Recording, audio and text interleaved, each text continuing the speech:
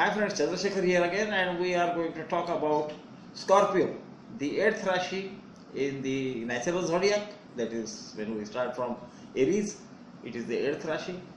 It is called Ali, it is called Korpi, it is called Ashtama. Ashtama means 8th. Ali and Korpi refers to Scorpio. And it is also known as the Kita Rashi.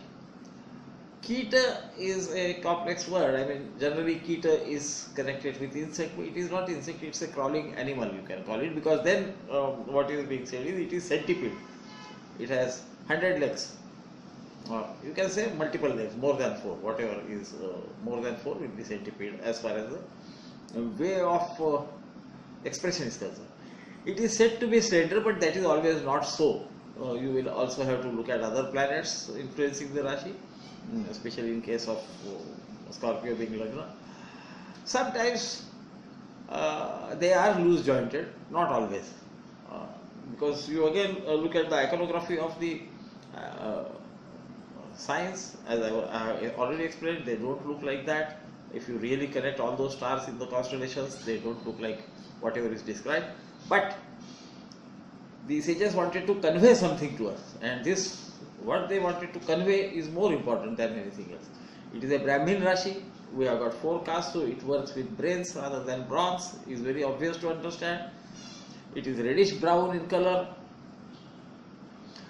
We know that Parashara says that it resides in watery land, and Jataka Parijata talks about it being of water element, which is not incorrect. Water element is fine in the normal order of the thing, of first Rashi being Agni, then Prithvi, that is the earth element, then the Vayu, air element, and followed by Jala, water. And this repeats 3 times. That is a general arrangement. But as I have already explained in other lectures of mine, in some cases I hold a different opinion. I hope I have the freedom to hold a different opinion, because sages themselves also had different. I am no sage, but yeah, logic has something to do with it. And personally, see, Jatak Parijata generally it talks about it being it residing in crevices and land. I also support that idea, because that is where Scorpios are found, and any crevice you will find Scorpio. It can also be under a stone. So somewhere which is not apparent to one to notice when we are going through a land infested with scorpions. Those who have had experience of scorpions would understand this. Then, though it is water element in the general scheme of things, personally I think it is perhaps a mix of Agni and Prithvi Tattva, because to my way of thinking, the Lord's Tattva and that of the Rashi cannot be in absolute contradiction. So Mars being of fiery nature or Tattva, I would not be very comfortable with Vrishchika, the Scorpio Rashi. Vrishchika it is called. Vrishchik means Scorpio. Will be of absolutely different element, like fire and water. Water douses fire, we know, so there is something there. But this is my personal opinion. You have to think what is more logical for you, because ultimately, as I have already said, that in astrology you can observe things and take your own decision. There is no harm in that. Then we will see they have got certain tendencies. This Rashi is spread from the 4th quarter of Vishaka, then all the 4 quarters of Anuradha Nakshatra, followed by 4 quarters of Jyeshtha Nakshatra. This is the arrangement of the span in the zodiac, which consists of Vrishchik Rashi, which is defined as being Vrishchik. That is the 30 degrees. The distance is large or small. I have given the chart, the idea of how Rashis are long or short in the earlier lecture, at the end of the lecture. I am sure you must have seen it. So this is one thing. Then they are pretty intelligent. What is to be understood is this Rashi is intelligent, Another part that is there, they love research. See, as a scorpion goes into crevices where nobody is there, this is also a tendency of, if you remember Rahu, when we talked about Grahas, Rahu also is said to stay in Valmika, the ant hills.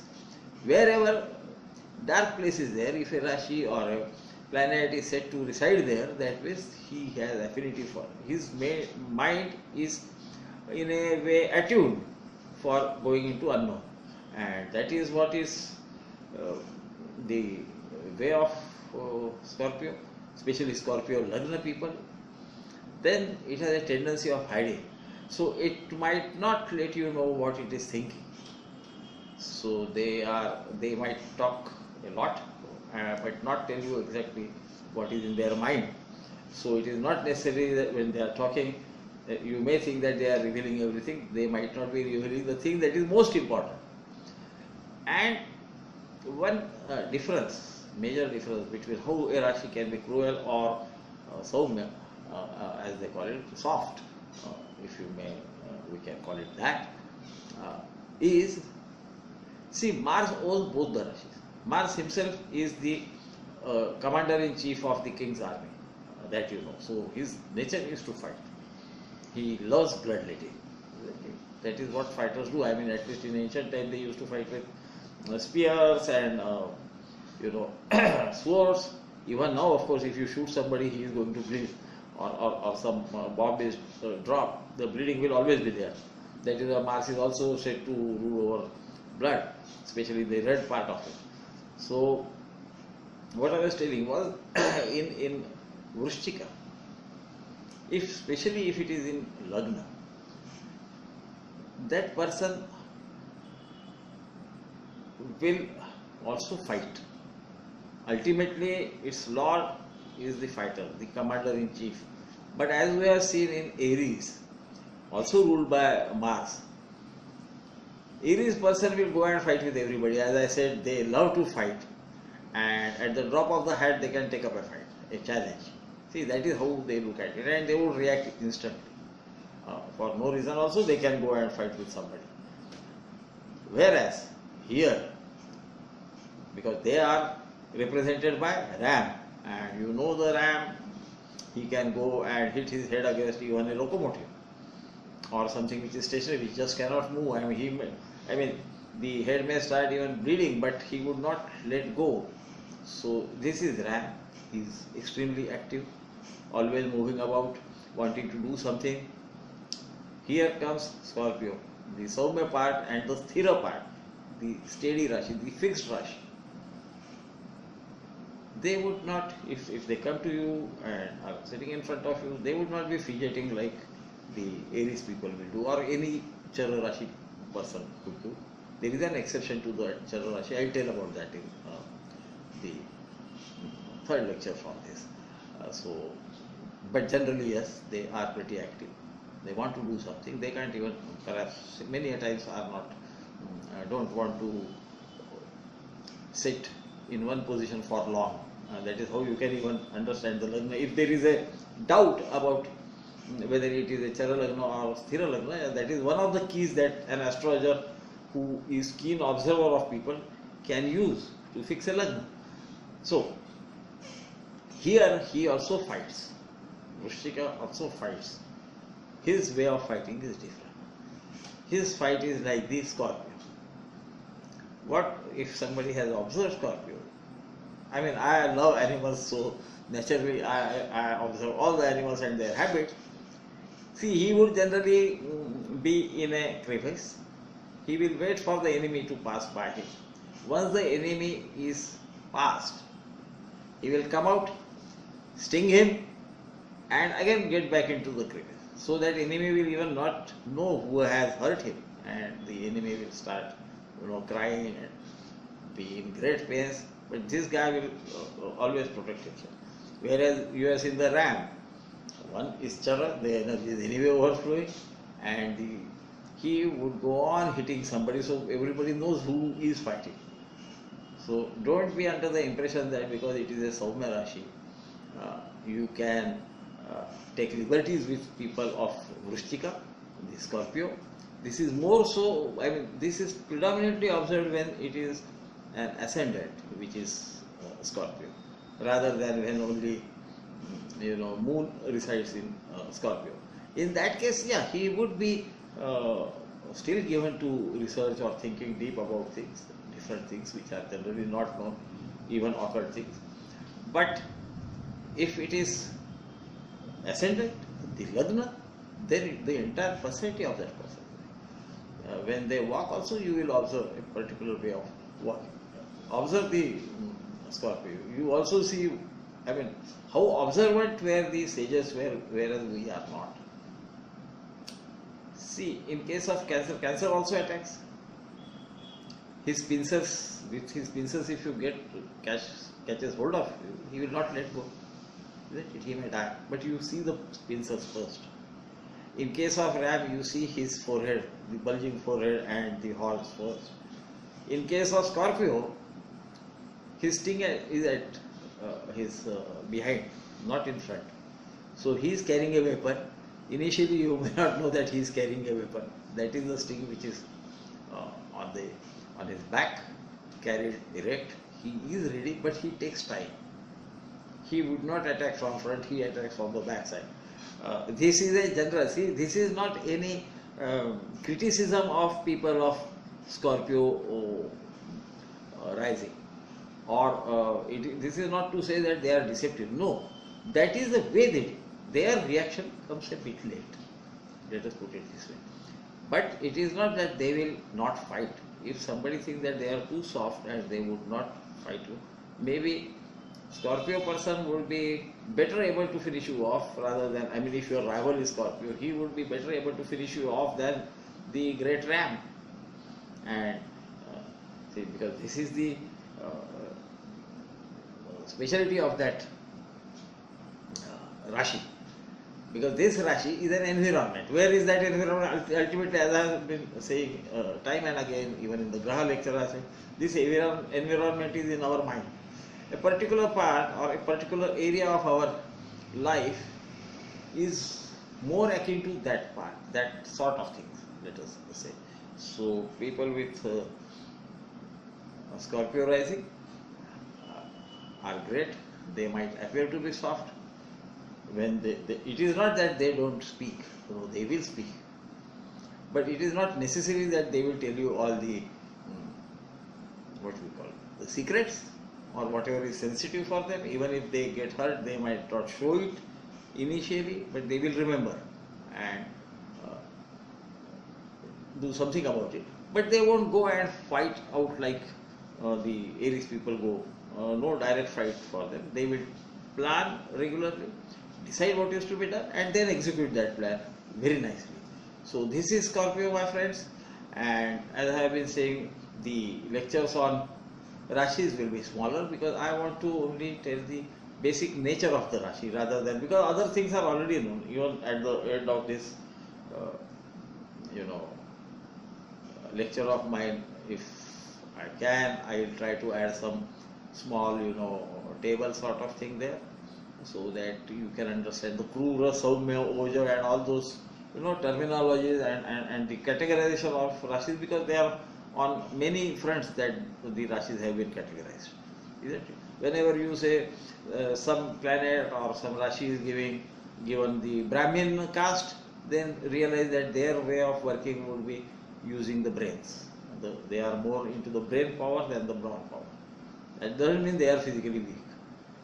That if somebody is Kshatriya, then it is more the brawn that they will believe in. If it is Vaishya, he would believe in giving and taking money and trying to solve his problems, isn't it? So Brahmin will do it by discussion, Kshatriya will do it by fighting, physical fighting.